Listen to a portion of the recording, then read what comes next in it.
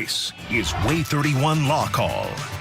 Good evening and welcome to WAAY 31 Law Call. I'm Sharon Doviat. Tonight, it's Ask Us Anything night. So call in your questions on everything from workers' comp, car wrecks, contracts, custody issues. The 31 Law Call number, 256-536-0077. You can call in or you can text us to that same number. So you call in, be live on the air and ask your question, or send in your text and we will get them right here. We've got some of your texts coming in. You can also email a legal question on any legal topic any day of the week. You send it to lawcall@waaytv.com. And when we get to a show that's on point, we pull some out. We will have some of your email questions for you live tonight. We've got with us live tonight Will League and William Meservey from Timberlake, League and Brooks. Good to have you here. All right, Sharon, how are you? Doing very well. Before we show you some video, we like to show you some video. You make the law call. We decide what you think should happen with this situation. Give us an idea what personal injury cases are. Oh, we've got it up. Okay, so we've got this video.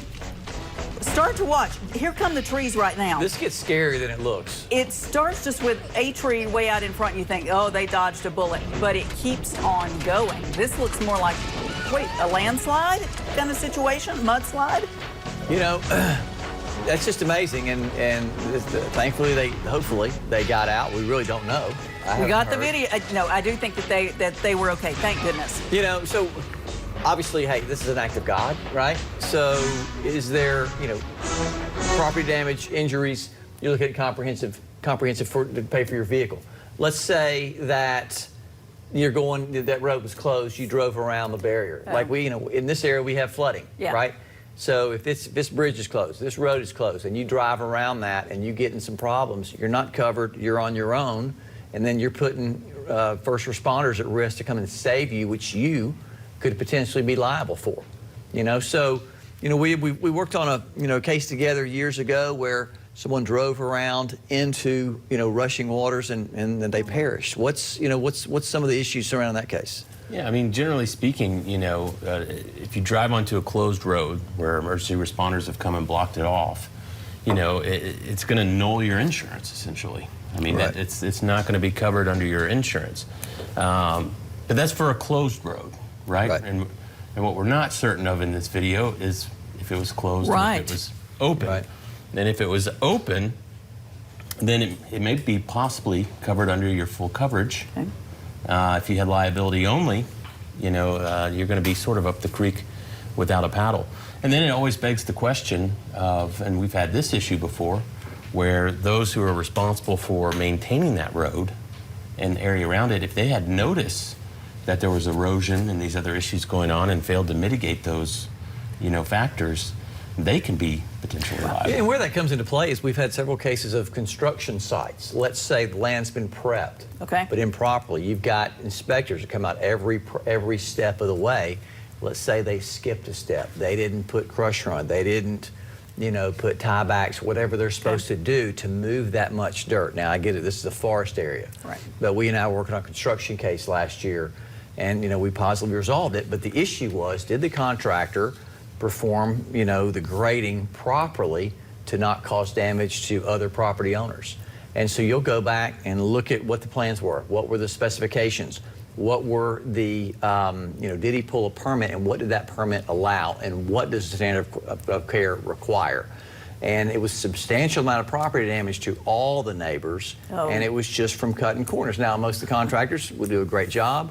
The inspector comes out and checks that out. But again, if they cut corners and hide it from the inspector, that does not mean they're not liable. And so if there are corners cut and there's damages or people are injured, you are responsible as a contractor, and you're required to work on that job, have the insurance to cover you for situations just like this. That's right. We've got callers waiting tonight. Lee is on the line with a question from Huntsville. Hi, Lee. Thanks for calling. What's your question tonight? Hello, Miss Sharon.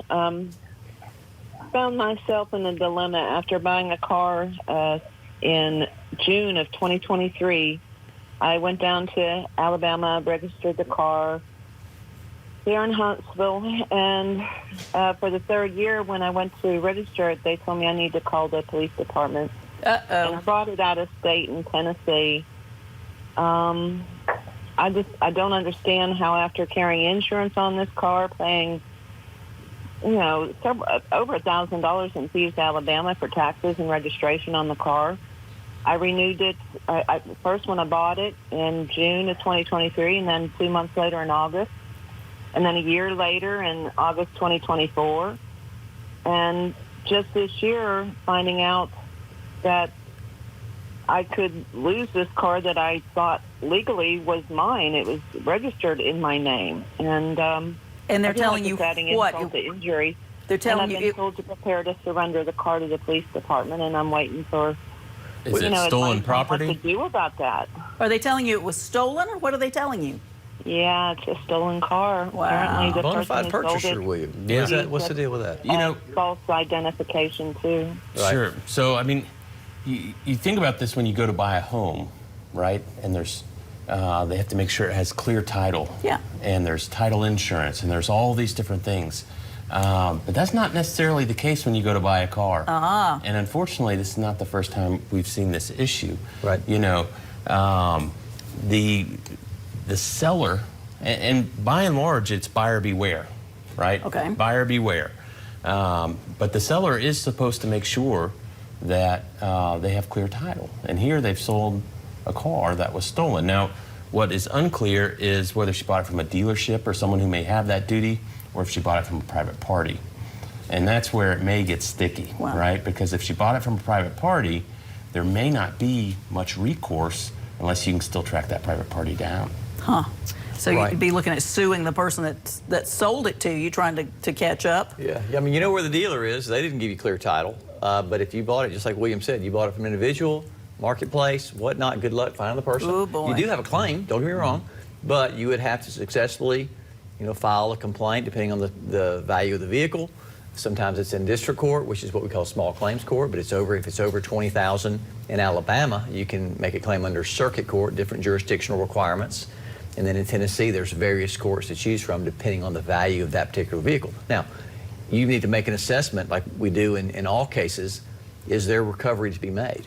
And so, I have a lot of clients who call, hey, it's the principle of the matter. And, oftentimes you can get upside down. You spend all this money litigating a case, and even though you're right, you've still poured money into the case, doctors' depositions, filing fees, court reporters, investigators, experts. It can get expensive. So you want to make a risk-benefit analysis on, is it worth going after? And, oftentimes that it is. But again, you want to assess if you're going to put in all this time, money, and effort and stress, because litigation, is stressful. Yeah. When William and I sit down and we're going to trial, with the client, they don't do that every day like we do, right. like you do, Sharon. Yeah. So it's, you want to make sure your ducks in a row. What's the testimony going to reveal? Who are the witnesses that are coming? Because that is your time to prove to the judge or a jury the rightness of your cause, and you have the elements, just like baking a cake, sugar, milk, flour, eggs. You have to have all the ingredients. If it's a fraud case, you have to show there was intent. If it's a negligence case, duty, breach, causation, damages, all those things, and can you wrap that up? That's the first hurdle. But if you were to prevail, can you recover? Is there insurance? Now in Alabama, when we try a case, we're not allowed to say that the defendant has insurance. We cannot say that, so the jury does not know that. But is there insurance to cover that? And if there is, usually if you win, then you can recover. If there's not, are there assets to recover? Let's say you get a verdict, and got a verdict for $75,000 3 weeks ago. We're trying to collect it. Now, that's the first step. The second step is collecting a verdict, and how do we go about doing that, William? Well, if there's insurance to cover it, it's usually not that difficult. But if there's not, you're left trying to put it against, an individual's personal assets and collect their assets, or, if they've got money in the bank, recover it that way. It can be, as much as garnishing wages to try and get the judgment paid. So, like Will said, you don't want to throw good money after bad, but, most lawyers will tell you, if they're being honest, they've got a drawer full of judgments that if they could collect, they could retire. And there's some truth to that as well. But let's say, for instance, in this case, that the seller of the automobile knew that it was stolen. Okay. And then now what have you got? You're looking at fraud. Right. Right? Which, okay. In certain instances can carry with it punitive damages to punish that wrongdoer, and similarly situated wrongdoers to deter that type of behavior in the future. And she mentioned that she was able to insure this car. Yeah. And where I've seen this in the past is a lot of times, for better or for worse, insurance companies don't do a very thorough background check when they're insuring a vehicle. But when that first claim is made, they tend to do a pretty deep dive and make sure that, you know, the title on that vehicle is clear. And where I've seen this before, the insurance company discovered that the automobile was stolen when the person went to make a claim. Did they pay the claim? Surely if they insured it. They were not happy about paying that claim. Right. I will say that. And the argument is, look, they accepted the money. Yeah. You know, had there not been any claim or damage to the vehicle, they would have kept the money. Right. Yeah. Right. So that was only fair. We've got Sandra on the line with a question from Gunnersville. Hi, Sandra. Thanks for calling in. What's your question tonight? Would I be liable if an Instacart delivery person or DoorDash delivery person is injured while making a delivery to my house? Interesting, because there's a lot of that, a lot of deliveries going on now. Now, or your postman. Is it on your property, or is the driver? You're talking about en route from the store? I think she's talking about delivering it to her house, and they step on something on your porch or something like that. Sandra, is that what you're thinking about? Right. Yeah. So you go into premises liability, and a lot of people don't. You can be, Sharon. You can be, depending on what you knew. How did you take care of your property? And you know, did you know or should know that there's a hazardous condition that person is going to encounter?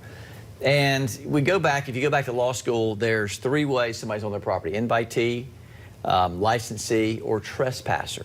Right. So you owe the highest level of care to an invitee, somebody you invite on your property for your benefit.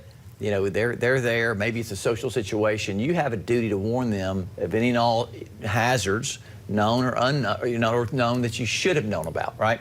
And let's say there's someone coming on your property that's a repairman or someone for their benefit. It's a lower standard, but still you have to warn or make safe things that you know about or should know about. And if a trespasser, you owe no duty with the exception of you can't set spring guns. Let's say somebody's coming on your property, you can't, you can't booby trap your property. Yeah, dig a tiger pit or something, right? Yeah. So if they're coming up on your porch, you know it's slippery, and you don't put a sign up, or you know that it's not the code, or there's some issue there, then yeah, you know, but we want to keep that driver safe. We want to keep, you know, your insurance, you know, claims down if you can.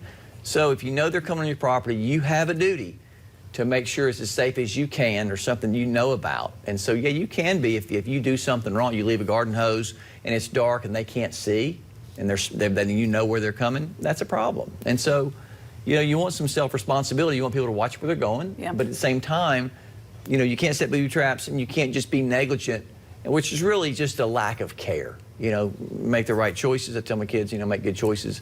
You know, make sure it's safe, and hopefully you won't be liable.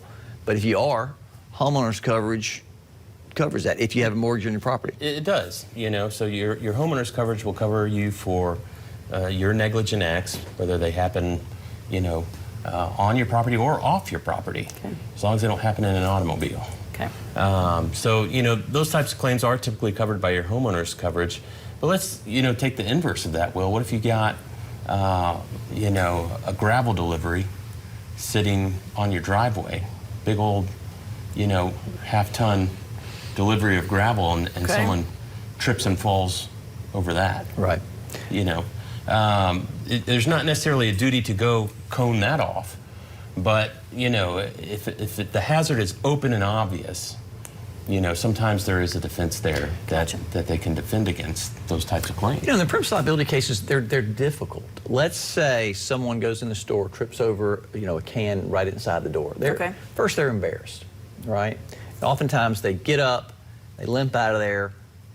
Sometimes there's cameras, they don't get the video, they don't make a statement, they don't, you know, when they get out of there, they're just embarrassed. And a lot of jurors react negatively to premises liability cases because, hey, they think, you know, I would not have been that careless. I would have watched where I was going. I would have done this. You know, when you're, you know, when we're watching the news and there's somebody, they just said somebody was injured in a gun shooting, right, at 2 in the morning in a parking lot. You think to yourself while you're sitting in bed watching the news, you know, that wouldn't happen to me because I wouldn't be there at 2 in the morning. And so we have this self-preservation that wouldn't happen to me. And when it does happen to you, number one, you're embarrassed. And then you're like, oh, it can happen so fast. You get older, you start falling. I get it, it's going to happen once a man, twice a child. And it's, you know, it happens. and you have to make sure that your store is safe for all, old, young, if you're opening up your business. And so it's something to consider, and it happens to people, and it doesn't mean you're not looking where you're going. It doesn't mean you're clumsy. It happens, and the question is, could it have been avoided? Should it have been avoided?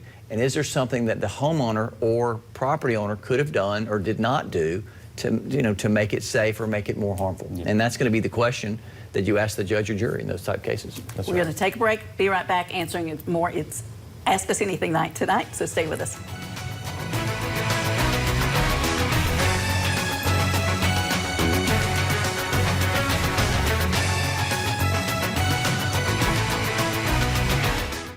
You're watching WAAY 31 Law Call. Your rights, your calls, live. Presented by the Tennessee Valley's award-winning personal injury and wrongful death law firm, Timberlake, League & Brooks. Featuring the knowledge and experience of Attorney Michael Timberlake, Attorney Will League, Attorney Heath Brooks, Attorney William Meservey.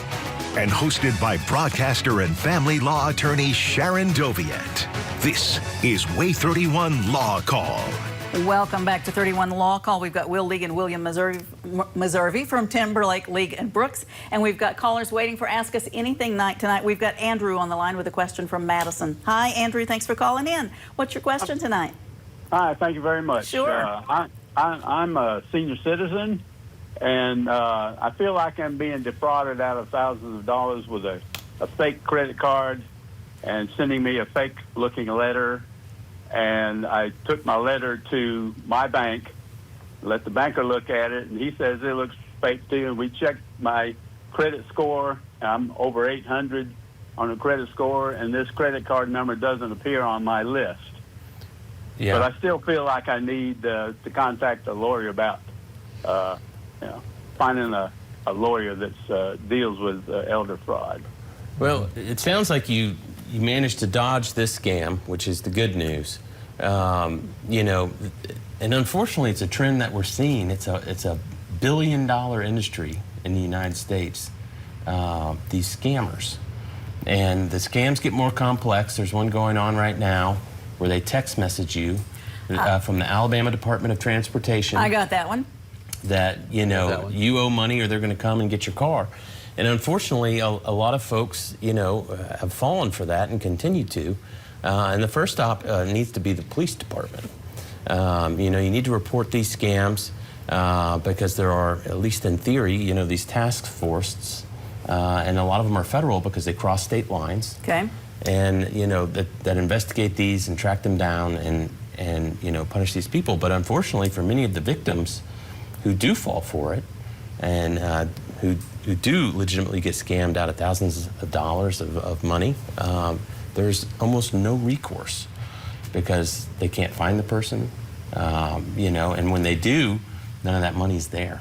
And if Andrew was smart enough to recognize it and didn't fall for it, does he have a lawsuit? Because he wasn't really damaged, right? Well, you have to have damages. You have to show. I mean, fraud. There could be punitive damages without that, arguably. But finding the people, as William said, are so difficult. And disconnect the phone. Here we go. I wish the phone people, wherever the Wizard of Oz folks live, be able to track that and regulate the phone. So FCC, let's get with it. Let's figure that out, because as William said, it's a billion-dollar, it's a billion-dollar business and scamming our loved ones and our elderly. Mm-hmm. I was in the courthouse. This is a couple years ago, but trying a case. Buddy and his wife pulled up. She's in tears. She's on the phone, and they're concerned. And I'm like, "What's going on?" And they say that I missed jury duty, and if I don't come and pay $500, give them I'm going to be arrested. And I just so happened a week before talked to someone who's a victim of the same scam. I get the phone from them, and say, "Who is this? Is Officer so-and-so?" I said, "Well, I'm right here at the courthouse. You can come right outside and kiss my blah, blah, blah." And they freak out, like, "Oh my God!" And I knew it was a scam, but they did not. Yeah. And had a little fun and hung up on the guy. And they're like, they look at me like, "Have you lost your mind?" And I said, "Look, it's a scam. Officer so-and-so's not in here." That's not how jury duty works. They're going to write you. They're not going to call your cell phone and demand. It's sad how often it's going on. And when I think he was talking about elder abuse.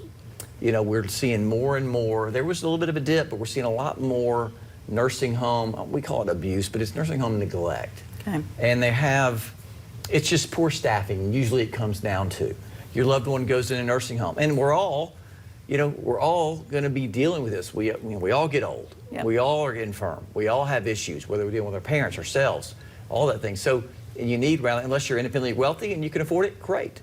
But most of us cannot. And it comes down to, can you afford or can you qualify for skilled nursing? If you cannot, then Medicaid takes over. You're in the facility, but what kind of rights do you have? If you have no loved one, who's going to take care of you? Who's going to monitor that and make sure it's okay? And what William and I see consistently is, you know, we had a client die of dehydration, die of starvation. And we took depositions in that case. We found out that they were spending 7 pennies per resident for snacks a day. And so when all that money goes in, and so it was neglect, but then you take these depositions and there's poor kids that are LPNs, there's not enough nurses, and there's just not enough human beings to take care of the loved ones. It's a thankless job, it's a hard job. Yeah. People are stressed when they get there, and they're yelling at the staff, sometimes understandably, but there's not enough staff. And the director of nursing, they don't hire enough. And you know, the state of Alabama will go in and inspect these nursing homes. So before you put your loved one in a nursing home, go to the site, inspect the inspection that's done by the state of Alabama, and you know, do everything you can do to research that place before you go, because it gets crazy, doesn't it, William? Yeah, and those reports are public record. They're on Alabama Department of Public Health's website. They're called deficiency reports. They can be a little difficult to find. They are a little hidden on there, but you can navigate to those and check them out. But you know, so much of nursing home care is just making sure that someone, you know, eats, drinks, does these things. And what happens is when folks begin to have particularly memory issues, you know, a lot of times the nurse will come and they'll fill up the water jug. They'll leave it by the bedside, but then they don't necessarily, you know, see if the person drank any water, and then there's a shift change. And the person doesn't know. And there's a lack of communication. And so, you know, it's unfortunate, but we see these things more than you'd like to. You know, and like we're looking at records just last week, and we're taking the deposition, and they said they had a full meal, a bowel movement, and everything's good. Well, that person was not even in the nursing home during that time. Oh, they were actually in the hospital, and they're just checking these boxes. Checking a box. And so you don't know. And is it the kids' fault? You know, if they're overworked, let's get more people in these facilities, and let's take care of our loved ones. Let's take care of the elderly. Okay. Yep. Let's take a break. We'll be right back answering more of your questions. Stay with us.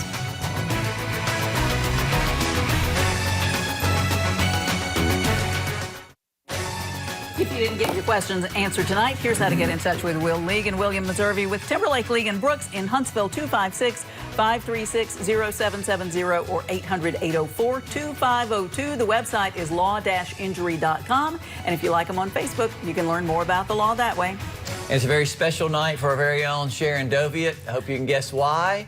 539-7337, SharonFamilyLaw.com. It's my Happy birthday, Sharon. Thanks, you guys. Thank you very much. It's been a good day. Glad you spent it up here with us, answering some questions on Law Call. Yeah. Thanks for all your years, and happy birthday. Thank you very much. It's been a long time, hasn't it? We've been doing this show for a long time. Thank you very much. Right. That's a nice surprise. We'll see you next week. Thanks for all your calls and questions tonight.